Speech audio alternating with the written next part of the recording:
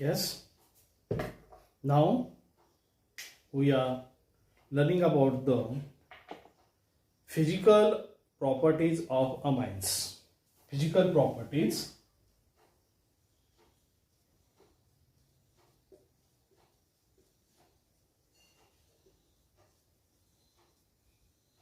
of amines.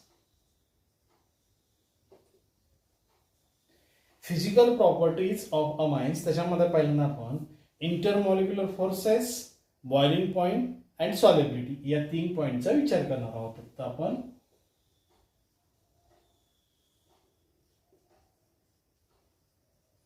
Intermolecular forces, त्यानंतर आपण boiling point, त्यानंतर आपण सॉलिबिलिटी या 3 पॉइंटचा आज आपण आजच्या याच्यामध्ये विचार करूया. पहिल्यांदा आपण इंटरमॉलिक्युलर फोर्सेस. इंटरमॉलिक्युलर फोर्सेस याच्याबद्दल विचार करूया आपण. इन अमाइन, प्रायमरी अमाइन और secondary amine, there is a NH bond. त्याच्यामध्ये प्रायमरी मध्ये 2 NH बॉन्ड असतील, सेकंडरी मध्ये एकच NH बॉन्ड असेल आणि टर्शरी मध्ये तर तो NH बॉन्ड असणार नाही. आता हा जो NH बॉन्ड आहे, it is a polar bond. What is mean by polar? They produces poles because of electronegativity difference between these nitrogen and hydrogen. The nitrogen electronegativity of nitrogen is 3.0 while the electronegativity of hydrogen is 2.1. बरोबर आहे.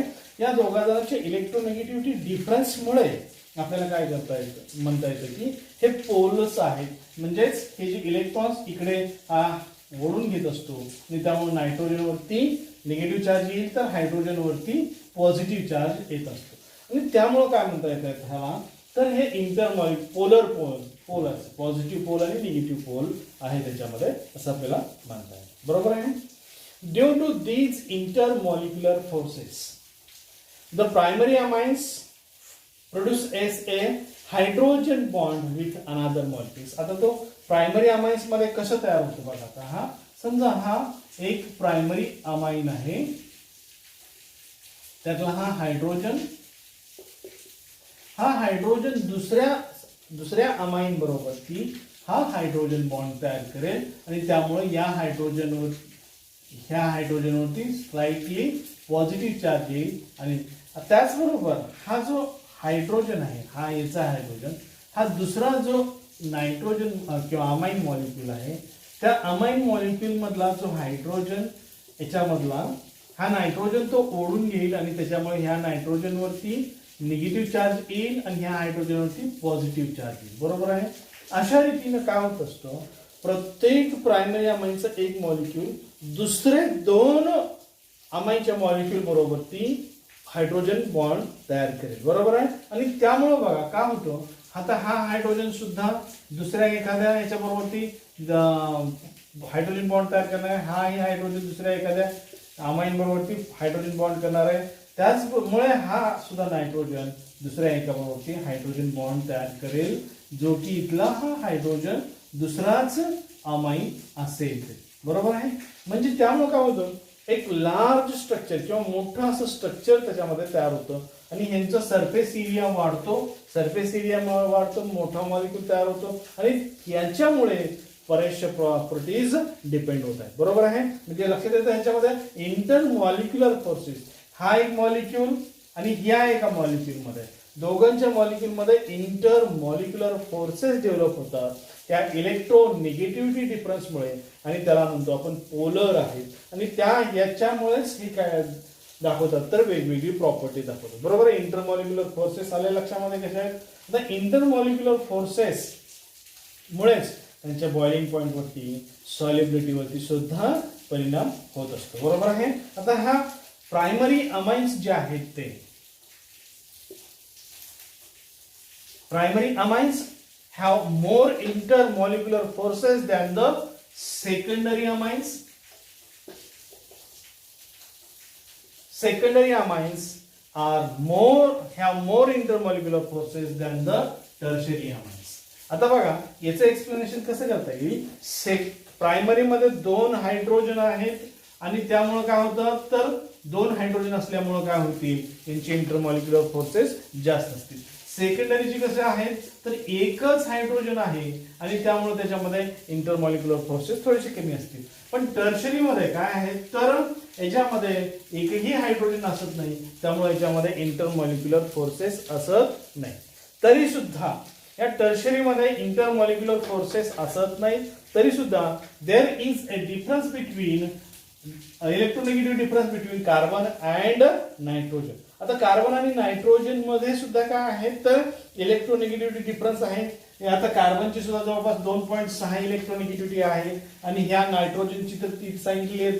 आणि यांच्यामुळे काय होतं हा carbon आणि nitrogen हा जो बॉन्ड आहे टर्शरी मधला तो सुद्धा काय होतो पोलर होतो आणि त्यामुळं त्याच्यामुळेच याच्यामध्ये हे सुद्धा पोलर्स आहेत आणि त्यामुळे ते सुद्धा दाखवतात इंटरमॉलिक्युलर फोर्सेस. बरोबर आहे त्या लक्षात आहे. परंतु intermolecular forces these are not much strong as considered with the secondary and primary. Means the strength of the primary amines intermolecular forces strength जी आहे primary ची ती जास्त आहे secondary पेक्षा. secondary ची जास्त आहे ही टर्शरी पेक्षा. बरोबर आहे. असे आपल्याला त्यांची स्ट्रेंथ सांगता येईल. बरोबर आहे. आता आपण त्याचा दुसरा पुढचा जो पॉइंट आहे तो boiling point of intermolecular forces आलं लक्षामध्ये. इंटरमॉलिक्युलर फोर्सेस म्हणजेच काय 2 मॉलिक्यूल मध्ये असणार जे फोर्स आहे इंटरमॉलिक्युलर त्याला म्हणायचं इंटरमॉलिक्युलर फोर्स.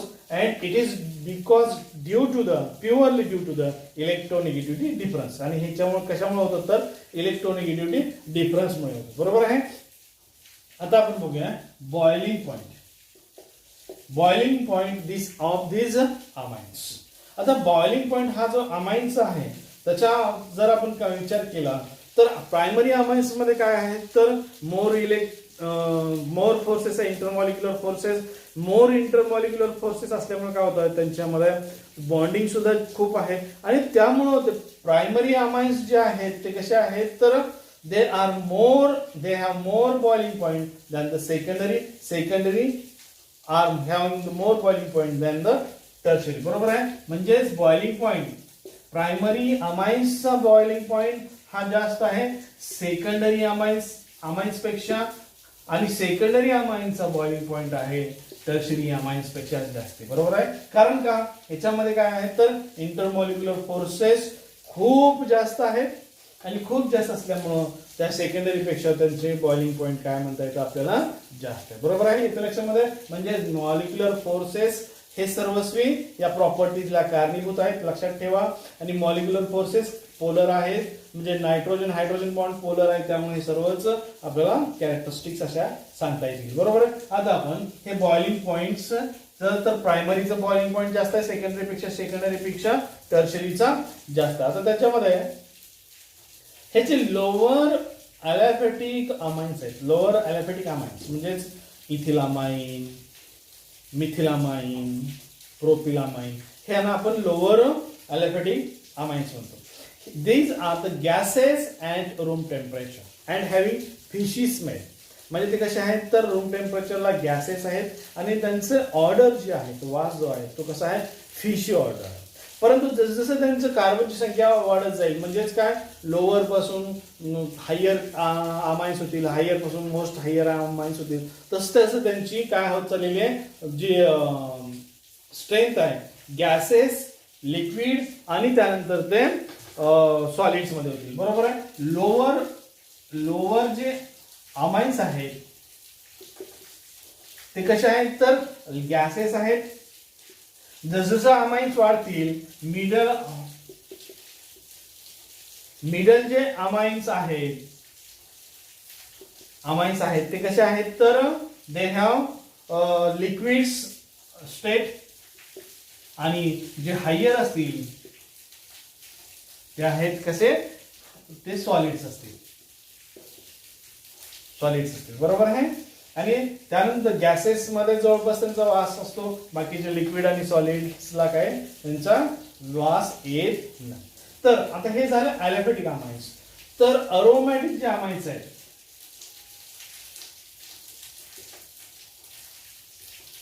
अरोमॅटिक अमाइन्स सर्वच्या सर्वच ते कसे असतील, कलरलेस लिक्विड्स असतील. म्हणजेच ॲनिलीन म्हणा किंवा त्यांच्या फॅमिलीमधले जे काही सर्वच अमाइन्स असतील ते कसे आहेत, कलरलेस लिक्विड्स आहेत. लक्षात राहील, कलरलेस लिक्विड. आता हे झालं त्यांचं बॉइलिंग पॉइंट बद्दल. आता आपण सॉल्युबिलिटी बघूया त्यांची. सॉल्युबिलिटी कशी आहे, आता सॉल्युबिलिटी म्हणजे काय, तर त्यांच्या पाण्यामध्ये कसे विरघळतात ते त्याच्या. आता याच्यामध्ये सुद्धा या इंटरमॉलिक्युलर फोर्सेस वरती त्यांची सॉल्युबिलिटी सुद्धा अवलंबून आहे. आता NH म्हणजेच amines can form A hydrogen bond.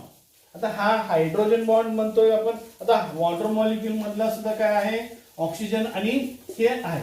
याच्यामधला सुद्धा जो ऑक्सिजन आणि आहे ह्याच्यातला तो सुद्धा कसा आहे, मोस्ट इलेक्ट्रोनिगेटिव्ह आहे. ह्या नायट्रोजन पेक्षाही तो मोस्ट इलेक्ट्रोनिगेटिव्ह. आणि त्यामुळे हा ऑक्सिजन काय करतो, तर ह्या हायड्रोजन बरोबर ती काय करतोय, बॉन्डिंग तयार करतो.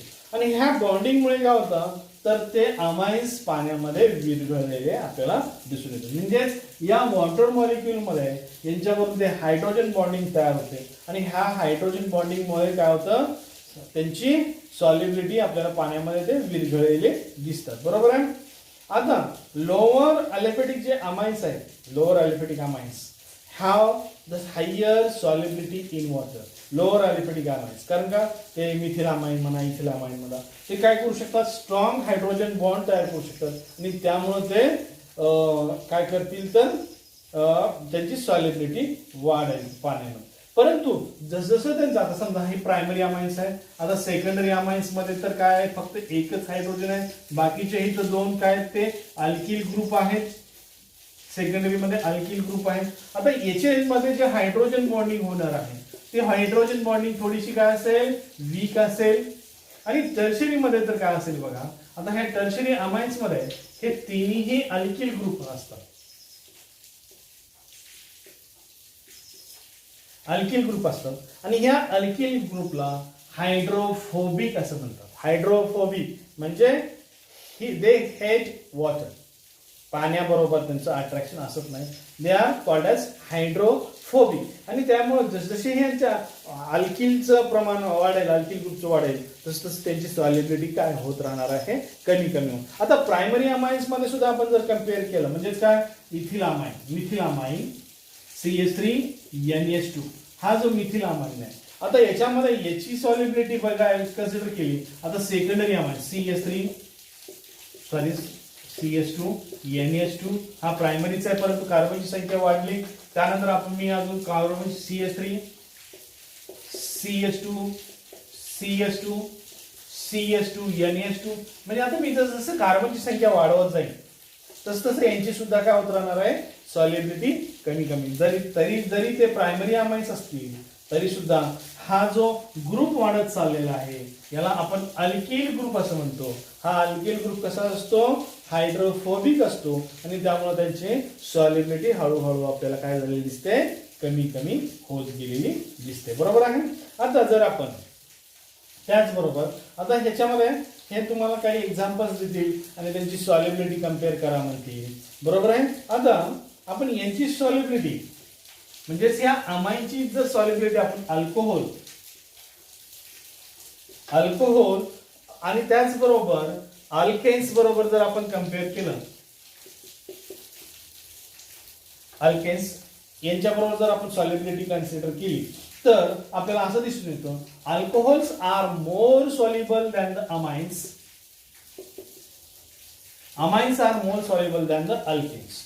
म्हणजे त्यांच्या जर कम्पॅरेबल मास म्हणजे काय, ह्यांचं जेवढं मास असेल तेवढंच यांच्या मासचा अमाइन घेतले आणि तेवढ्याच मासचा हा अल्केन जर घेतला तर ह्या तिघा जणांची जर कन्सिडर केली सॉल्युबिलिटी तर हे आपल्याला त्यांचं प्रमाण म्हणजे alcohol are more soluble than the amines are more soluble than the alkanes. कशामुळे असं होतं, तर याच्यामध्ये जो अल्कोहोल मधला जो OH बॉन्ड आहे तो OH बॉन्ड काय करू शकतो, मोस्ट स्ट्रॉंग आहे. आणि त्यामुळे काय करू शकतात, तर ते पाण्याबरोबर हायड्रोजन बॉन्डिंग पटकन करतील आणि अल्कोहोल त्यामुळं जास्ती सॉल्युबल आपण म्हणतो पाणी. अमाइन्स मध्ये कसं आहे, हा नायट्रोजन जो आहे तो नायट्रोजन कम्पेअर जर केला तर त्या पाण्यामधल्या ज्या हायड्रोजन बरोबर तो सुद्धा याच्या तुलनेमध्ये कमी स्ट्रॉंग आहे ऑक्सिजनच्या तुलनेमध्ये आणि त्यामुळे हा काय असणार आहे, ह्या अल्कोहोलपेक्षा थोडंसं कमी विरघळेल पाण्यात. पण अल्केन्स मध्ये तशा प्रकारचं काय असत नाहीये, कसल्याही प्रकारचं हा का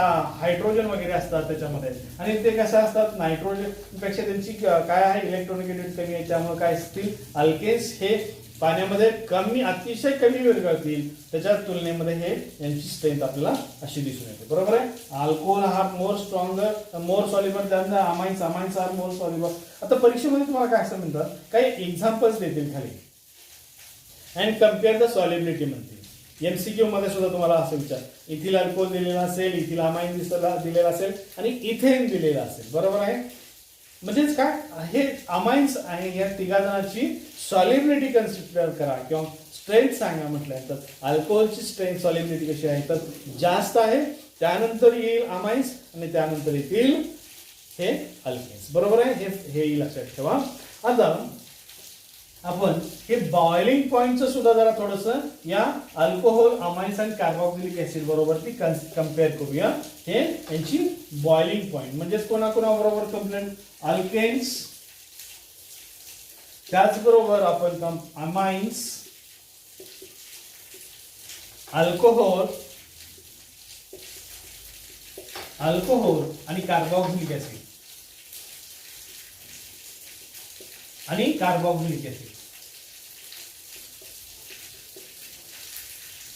या जर तिघांची आपण जर समजा बॉइलिंग पॉइंट म्हणजेच उत्कलन आहे आपण मराठीमध्ये म्हणतो ना, बॉइलिंग पॉइंट जर कन्सिडर केला तर यांच्यामध्ये कशी होईल बघा बॉइलिंग पॉइंट. आता त्यांची स्ट्रेंथ जी आहे अल्केनची स्ट्रेंथ कार्बोक्सिलिक ऍसिडची स्ट्रेंथ, मी त्यांची जी स्ट्रेंथ आहे बघा अशी लिहितो मी बॉइलिंग पॉइंटची. आता याचं सुद्धा आपल्याला एक्सप्लेनेशन करावं लागेल, करता येतं. कसं येतं बघा. याचा अर्थ काय होतं, अल्केन्स आर लिस्ट किंवा alkenes have the boiling points. काय आता त्याच्यात लक्षात येतं की alkenes have the more boiling less boiling point as compare to the this carboxylic acid. अल्केनची जी बॉइलिंग पॉइंट आता ह्याच्यामध्ये ह्या पुस्तकामध्ये तुम्हाला इथे हे सर्व कम्पॅरिझेबल मास तेवढंच दिलेलं आहे आणि त्याच्यावरून त्यांची बॉइलिंग पॉइंट सुद्धा इथे तुम्हाला सांगितलेलं आहे. हे जर तुम्ही बघितलं तर त्याच्यावर तुम्हाला ते आकडे लक्षात येतील किंवा त्याच्यामध्ये त्याचं आपल्याला काय करता येतं बॉइलिंग पॉइंट आता याचं एक्सप्लेनेशन कसं करता येईल बघा. हे अल्केन्स बॉइलिंग पॉइंट आपण म्हणतो सर्वात कमी आहे, कार्बोक्सिलिक ऍसिड सर्वात बॉइलिंग पॉइंट जास्त. कशामुळे आता बघा ह्या कार्बोक्सिलिक ऍसिड मध्ये सी डबल बॉन्ड OH असा हा फंक्शनल ग्रुप असतो.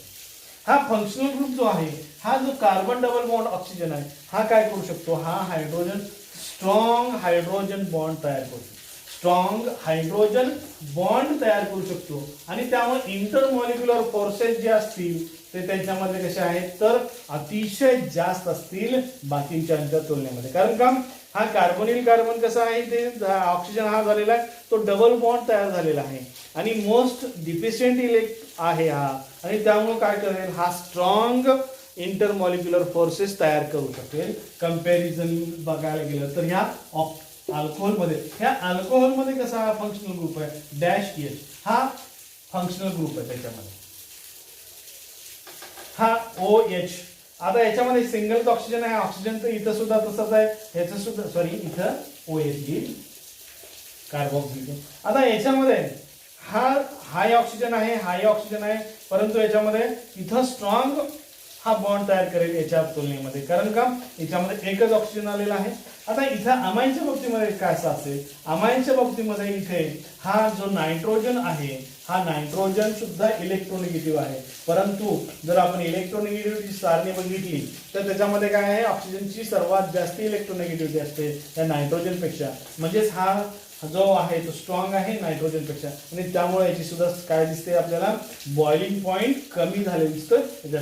हा इंटरमॉलिक्युलर फोर्सेस सर्वात जास्त इंटरमॉलिक्युलर फोर्सेस याचे असतील, त्यानंतर इंटरमॉलिक्युलर फोर्सेस थोडीशी स्ट्रेंथ याची कमी झालेली असेल, त्याच्यापेक्षा कमी इंटरमॉलिक्युलर फोर्सची स्ट्रेंथ त्याच्यामध्ये कमी झालेली असेल आणि यांच्यामध्ये तर इंटरमॉलिक्युलर फोर्स असतच नाहीये आणि त्यामुळे यांच्यामध्ये काय असणार आहे यांची सर्वात बॉइलिंग पॉइंटची स्ट्रेंथ काय होईल कमी होईल. बरोबर आहे. इथे लक्षामध्ये हे असं परीक्षेमध्ये तुम्हाला एक्झाम्पल्स देतील आणि त्यांची स्ट्रेंथ वरनं तुम्हाला कोण स्ट्रॉंग, कोणाची स्ट्रॉंग बॉइलिंग पॉईंट आहे किंवा कोणाचा वीक बॉइलिंग पॉईंट आहे हे लक्षात घ्यायचं आहे. हे सर्वस्वी असलेलं अवलंबून इंटरमॉलिक्युलर फोर्सेसवर. बरोबर आहे. या इंटरमॉलिक्युलर फोर्सेसवरून आपल्याला त्यांची काय करता येतं तर सॉल्युबिलिटी सांगता येतात, बॉइलिंग पॉईंट सांगता येतात, इंटरमॉलिक्युलर फोर्सेस त्यांची साईज कशी असेल तेही सांगता येतात. जसं की याच्यामध्ये सर्वात स्ट्रॉंग इंटरमॉलिक्युलर फोर्सेस आहे याचा आपण हा जो टॉपिक बघितला त्याच्यामध्ये आपण त्याचं कंपॅरिझन केलेलं आहे ते एकदा बघू. ओके. अजून एक प्रॉपर्टी बघूया तर आपल्याला ह्या अमाइनची बेसिक नेचर ऑफ अमाइन्स किंवा बेसिसिटी ऑफ अमाइन्स. आता बेसिसिटी ऑफ अमाइन्स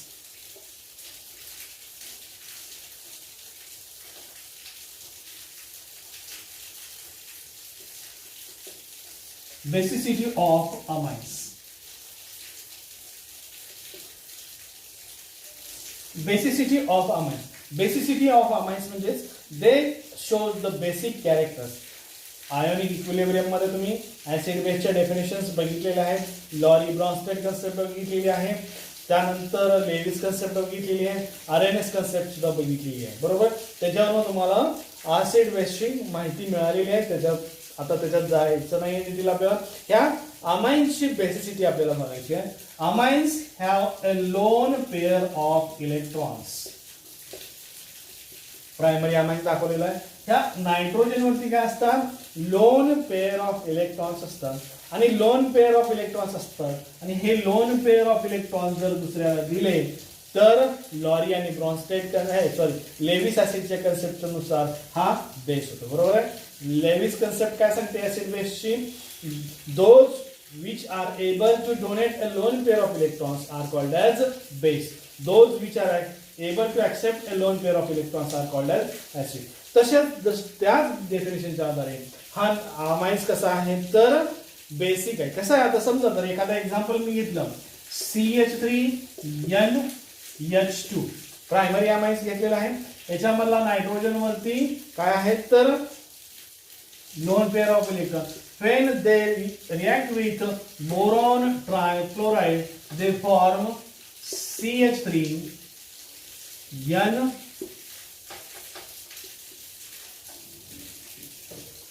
H2 करतो मी BF3.